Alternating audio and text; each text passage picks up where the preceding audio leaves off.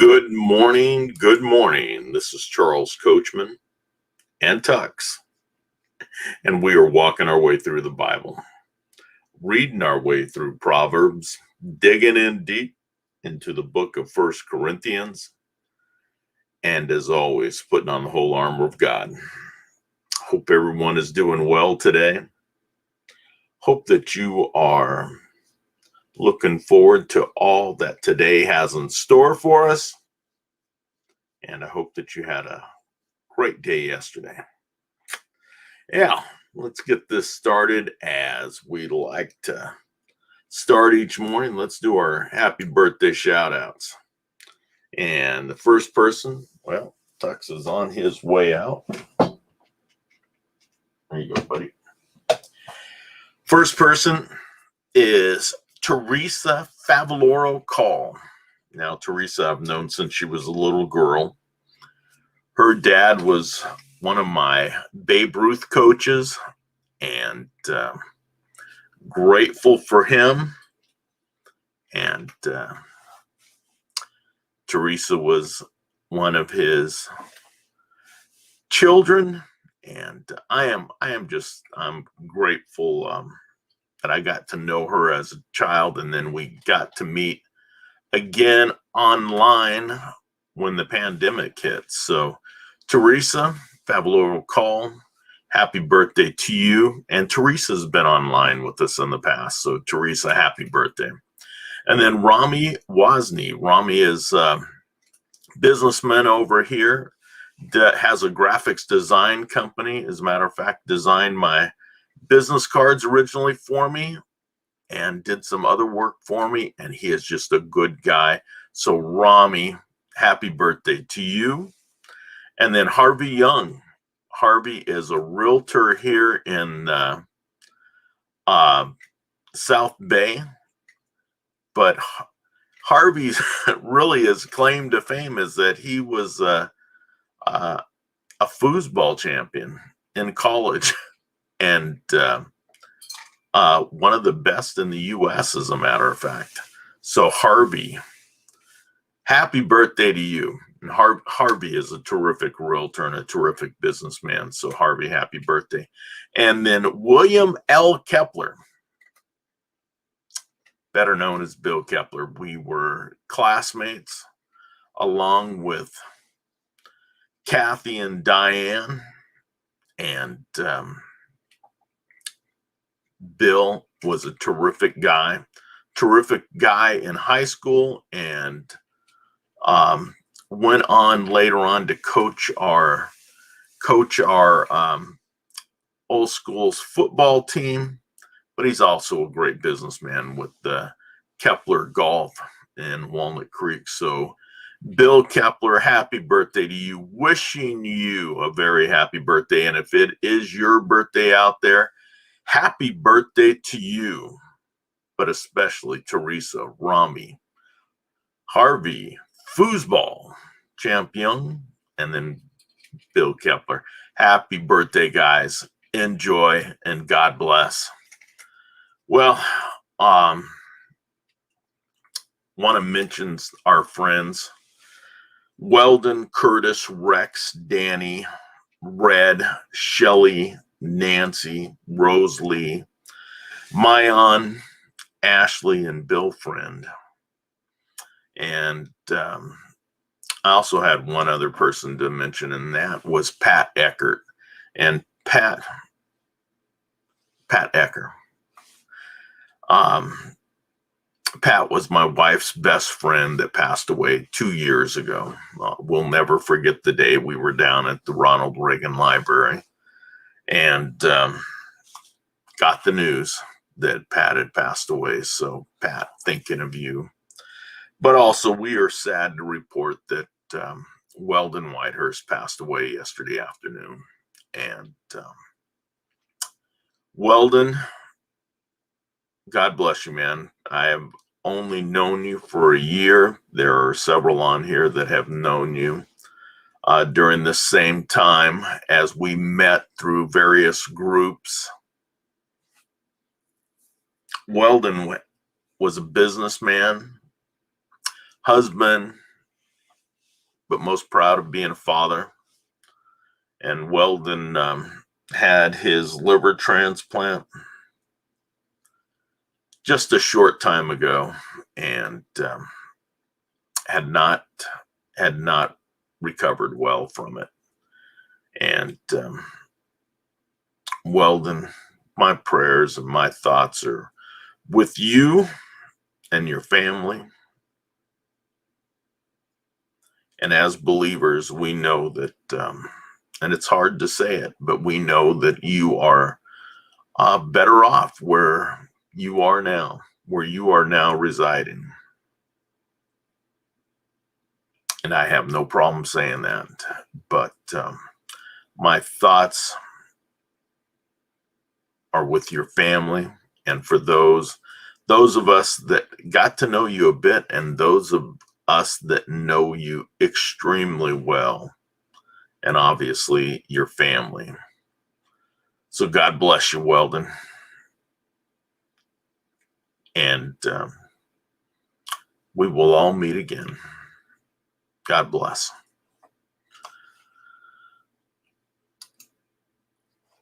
All right, let's take a look and see what we've got today.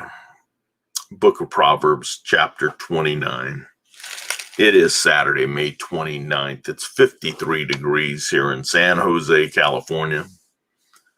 Let's see what we've got. And we have got Book of Proverbs, chapter 29, and 1 Corinthians. I'm going to split this up. 1 Corinthians 7, 1 through 20. And as always, with Ephesians 6:11, put on the whole armor of God. Put on the whole armor of God. Let's take a look and see who we've got here today.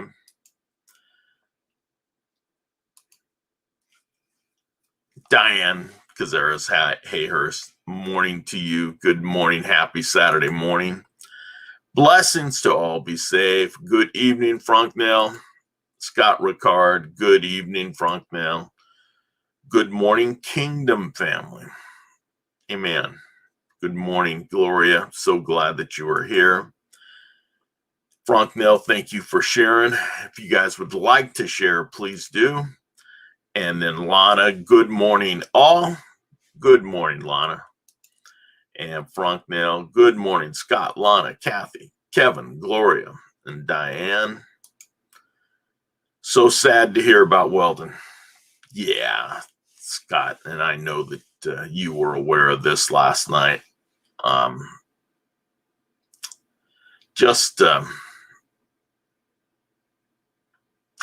It's a sad thing.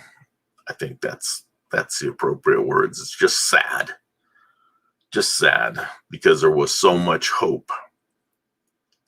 But sometimes, even with all that we know about transplants and the science behind it, and sometimes our bodies just aren't willing to accept. So praise for our God, prayers for his family. And it's a difficult time for those that loved him. And prayers for Weldon's family. Absolutely. Is there an address for Weldon's wife? You know what? I'll have it posted there.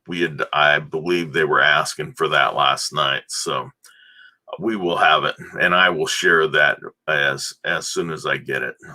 And thank you, Gloria. God bless and prayers to the family. Absolutely.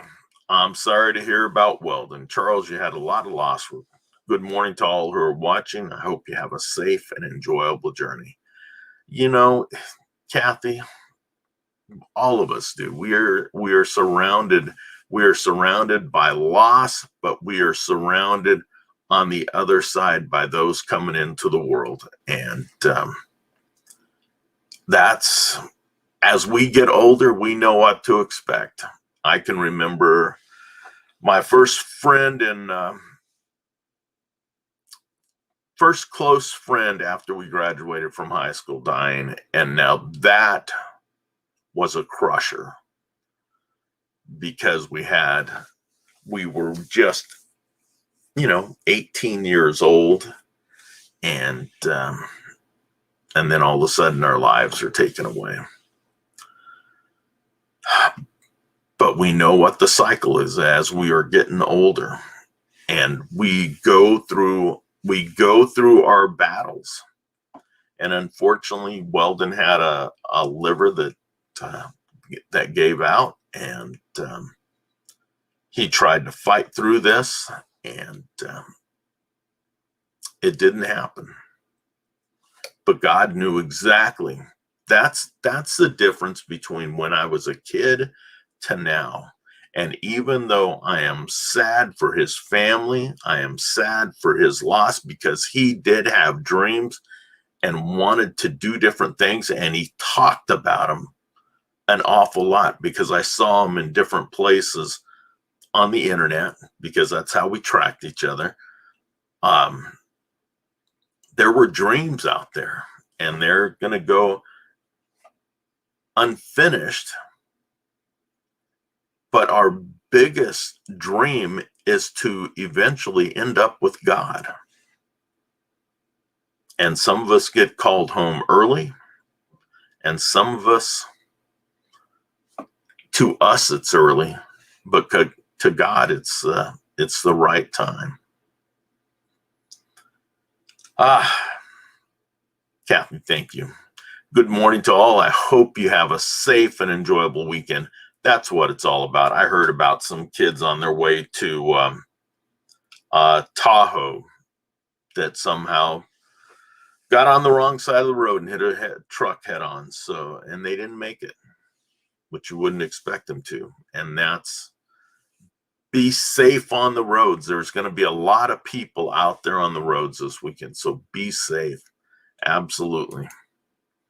So sorry to hear about Weldon. Prayers for his family. Absolutely. Diane, thank you. Thank you. And for Weldon's wife and his daughter, just God bless you. And may you feel the comfort of all the people that are praying for you, and the comfort of God to know that Weldon is home and safe, and no longer in the pain that he has obviously been through. So, to all his family, to the Whitehurst family, God bless you all.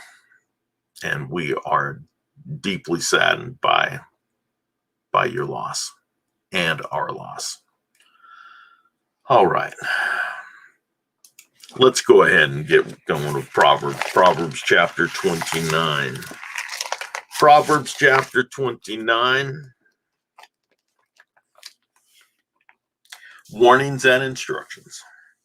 A man who hardens his neck, and after much reproof, will suddenly be broken beyond remedy. When the righteous increase, the people rejoice. But when a wicked man rules, people groan. A man who loves wisdom makes his father glad, but he who keeps company with harlots wastes his wealth. The king gives stability to the land by justice, but a man who takes bribes overthrows it. A man who flatters his neighbor is spreading a net for his steps. By transgression, an evil man is ensnared, but the righteous sings and rejoices. The righteous is concerned for the rights of the poor. The wicked does not understand such concern. Scorners set a city aflame, but wise men turn away from anger. When a wise man has controversy with a foolish man, the foolish man either rages or laughs, and there is no rest. Men of bloodshed hate the blameless, but the upright are concerned for his life. A fool always loses his temper, but a wise man holds it back. If a ruler pays attention to falsehood, all his ministers become wicked. The poor man and the oppressor have this in common: the Lord gives light to the eyes of both. If a king judges the poor with truth, his throne will be established forever. The rod and reproof The rod and reproof give wisdom. The rod and reproof give wisdom, but a child who gets his own way brings shame to his mother. When the wicked increase, transgression increases, but the righteous will see their fall. Correct your son, and he will give you comfort. He will also delight your soul. Where there is no vision, the people are unrestrained, but happy is he who keeps the law. A slave will be instructed by words alone, for though he understands, there will be no response. Do you see a man who is hasty in his words? There is more hope for a fool than for him. He who pampers a slave from childhood will in the end find him to be a son. An angry man stirs up strife, and a hot-tempered man abounds in transgression. A man's pride will bring him low, but a humble spirit will obtain honor. He who is a partner with a thief hates his own life. He hears the oath, but tells nothing. The fear of a man brings a snare, but he who trusts in the Lord will be exalted. Many seek the ruler's favor, but justice for man comes from the Lord. An unjust man is abominable to the righteous, and he who is upright in the way is abominable to the wicked. Which do we want to be? Let's be made right to the righteous. The rod and reproof give wisdom, but a child who gets his own way brings shame to his mother. Correct your son, and he will give you comfort. He will also delight your soul. And that's what we're looking for. We are looking for ways to help our children become mature, ways to help our children find a right path, ways that we can help our children find a good life.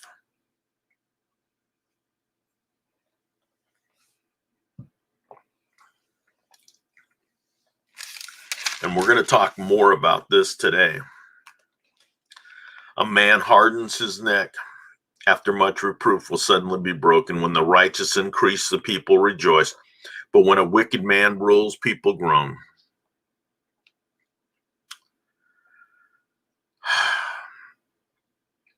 We want to make sure that we're seeing that.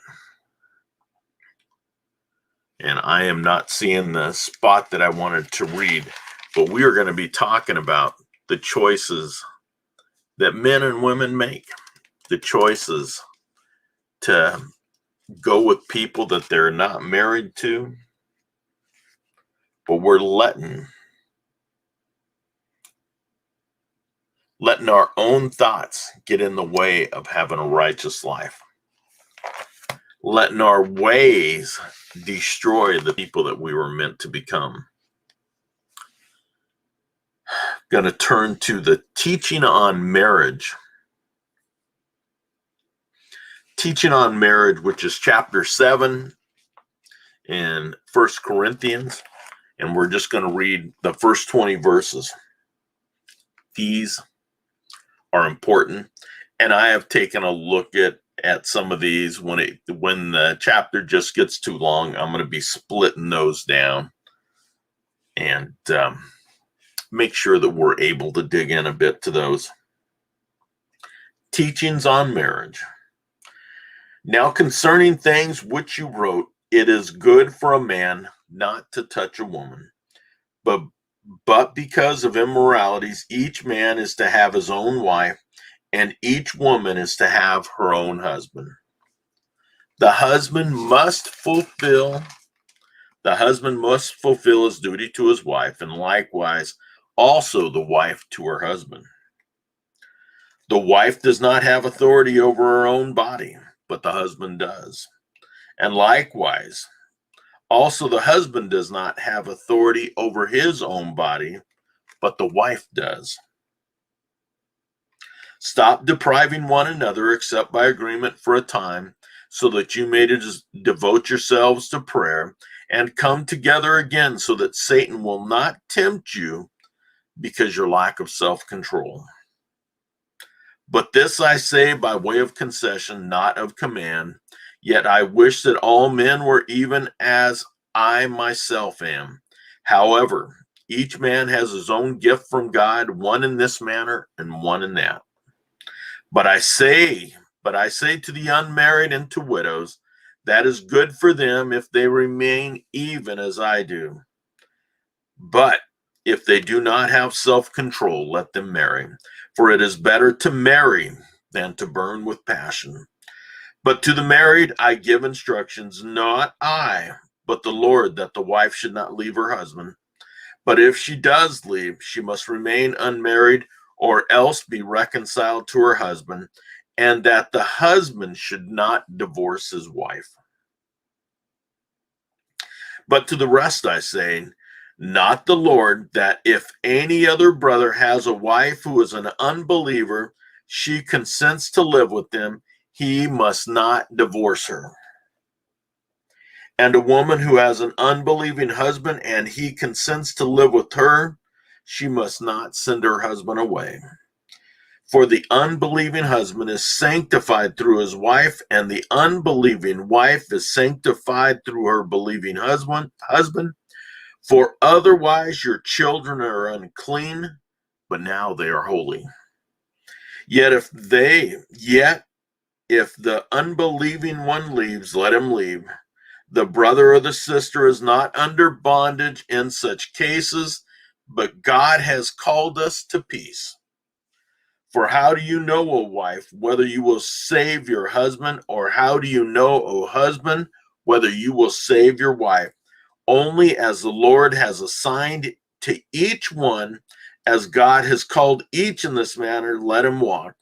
And so I direct in all the churches, was any man called when he was already circumcised? He is not to become uncircumcised. Has anyone been called in uncircumcision? He is not to be circumcised. Circumcision is nothing and uncircumcision is nothing, but what matters is keeping of the commandments of God. Each man must remain in that condition in which he was called.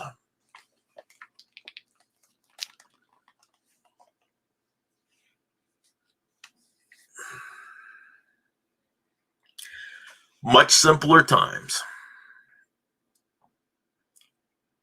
God let us know that when we become married, that we are to remain married, that we are to remain faithful to our spouse and our spouse to us. And we have to know that. And that's the way we should live our lives. Now, we know that most marriages in the U.S., actually throughout the world, 50% end up in divorce. And not just outside the church, but inside the church also. Because what I have seen over my many years is that people spend more time planning their wedding than they do planning for that marriage that they are about to get into, that they are about to take their vows. And you can't do that. And you can't do that. And if you are a Christian person, then you have an oath that you are making, and it is serious. Now, luckily, in the churches that I have belonged to, when a couple has decided to get married, there is counseling that they can go through so that they can understand what this commitment is all about. And they can decide during this time that whether this commitment is for them or not, whether they have chosen the right spouse or not. And I have seen some couples walk away and decide that, you know what, I'm not ready for this.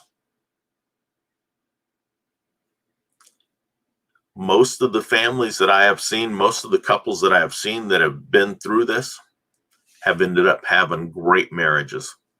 Not marriages that are perfect. Every marriage has its ups and downs, and they will. But you know what the course is. The course is that you are going to stick with your spouse no matter what. No matter what.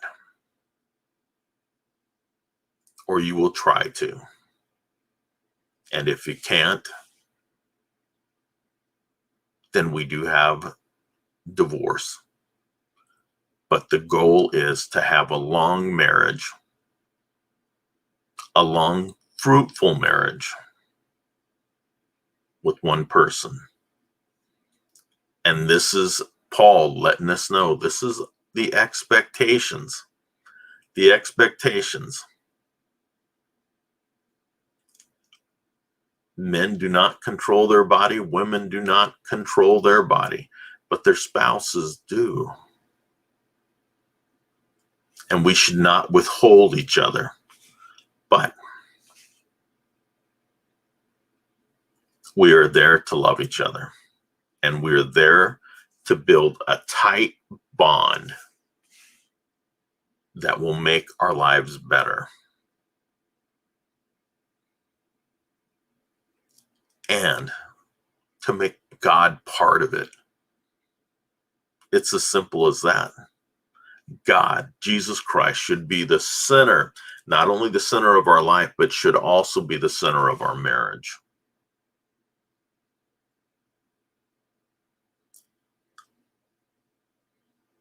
Because Jesus Christ wants good things, wants a good outcome. And yes, we have our ups and downs. We have our, just like the tide, it ebbs out and ebbs back in. Things have their cycles. Believe me, I'm a lucky man. I am a lucky man. But we've got to stand up. We've got to fight for each other. We've got to fight for our marriage. Because that's what God wants us to do.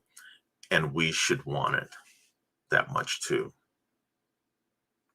I think this is a wonderful chapter to dig into, to realize, hey, marriage was more than just the wedding that we had 38 years ago, or 40 years ago, or 50 years ago. I was online with a fellow the other day that had been married for 55 years. He goes, I'm still working on getting it right. Well, you know what? That's what each of us are doing.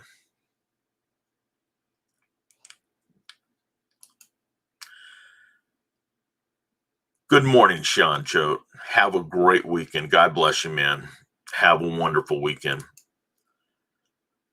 Colleen Copenhaver, good morning, all. Colleen, good morning to you. So I wish everyone a wonderful weekend. Thank you for being here. And as Kathy said, be safe out on the roads. Be safe. Enjoy your weekend. Enjoy your family. Enjoy your friends. I think most of America is open. So God bless. Enjoy it. And would love to have you come back tomorrow. If you'd like to share this out, please do. And please join us tomorrow as we continue our walk through the Bible. Reading through Proverbs, digging in deep into the book of 1 Corinthians, and as always, putting on the whole armor of God. Have a wonderful day. I look forward to seeing you again tomorrow.